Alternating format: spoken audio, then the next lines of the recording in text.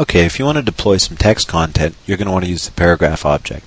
So you can start a new paragraph object by clicking on this icon in the icon bar, or by right-clicking on your page and choosing paragraph, or by using the shortcut key of Control-3, or by choosing Insert Paragraph from your Insert menu.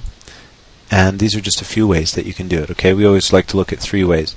So let's go ahead and take a look at the paragraph object.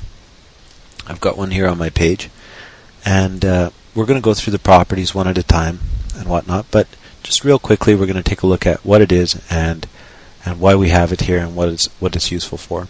Basically, you can deploy text in a variety of ways in AutoPlay Media Studio. You could use flash text, HTML text in a web browser object, label objects, and so forth. But the paragraph object was best designed for this particular application. It has scroll bars that are available to it, so if I shrink this down, it has a wide variety of options that are available to it which are specific to text, and basically it's going to give you your best bang for the buck for integrating text into your AutoPlay Media Studio projects, and you'll see it throughout the built-in templates when you go to start new projects. So the paragraph object is basically a very important object to have, because you're going to find that no matter what you're doing, whether you're doing a software installer, a virtual business card, a quiz, a sales application, an interactive catalog, the sky's the limit. No matter what you're doing, you're probably going to want to deploy some text content, and you're probably going to be using a paragraph object to do that.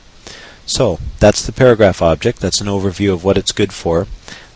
You'll also notice, I'm going to just pull this out, that much like the label object, it does share some attributes here with the button object.